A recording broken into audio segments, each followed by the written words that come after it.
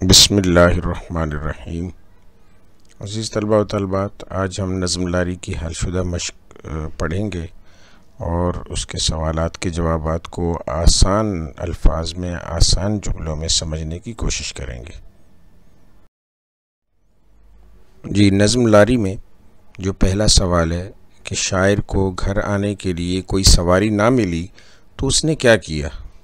تو اس کا جواب ہے کہ جب شاعر کو گھر آنے کے لیے کوئی دوسری سواری نہ مل سکی تو اس نے سوچا کہ چل کے کوئی لاری یعنی پرانی طرز کی بس پکڑتے ہیں اور گھر چلتے ہیں، اور بعد ازاں اس نے ایسا ہی کیا۔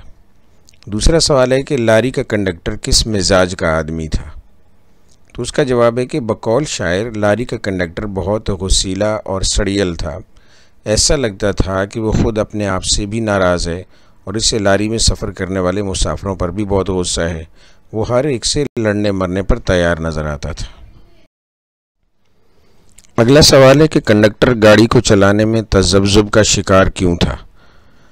تو اس کا جواب ہے کہ شاعر جس بس میں سوار تھا وہ بہت پرانی اور خستہ حال تھی، اور کنڈکٹر سوچ رہا تھا کہ اسے چلائے یا نہ چلائے، کیونکہ ڈر تھا کہ پرانی اور بوسیدہ حال بس پر اس قدر سواریاں اور سامان لادنے کے بعد وزن سے بس کا دھرا یعنی اس کا ایکسل جس پر وہ پہیہ گھومتا ہے یا کوئی کل پرزہ ٹوٹ نہ جائے۔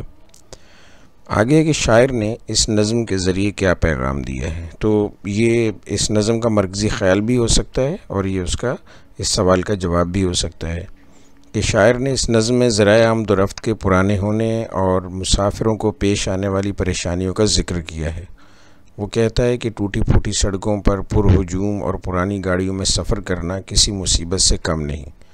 حکومت کو چاہیے کہ عوام کی آمد و رفت کی معیاری سہولیات فراہم کرے، اور عوام کا بھی فرض ہے کہ وہ سفر و حضر کے دوران باہمی محبت اور خوش اخلاقی کا مظاہرہ کریں اور گاڑی کو کسی قسم کا نقصان نہ پہنچائیں۔ جی، اگلا سوال ہے لاری سیدھی کہاں جاتی تھی اور کیوں؟ تو اس کا جواب ہے کہ شاعر جس بس میں سفر کر رہا تھا وہ بہت پرانی اور شکستہ حال تھی، سڑک ٹوٹی پھوٹی اور سواریوں کا رش تھا۔ ایسے میں اگر معمولی سا حادثہ ہو جائے تو سب سواریاں آن واحد میں اپنے خالق حقیقی سے جا ملیں گی۔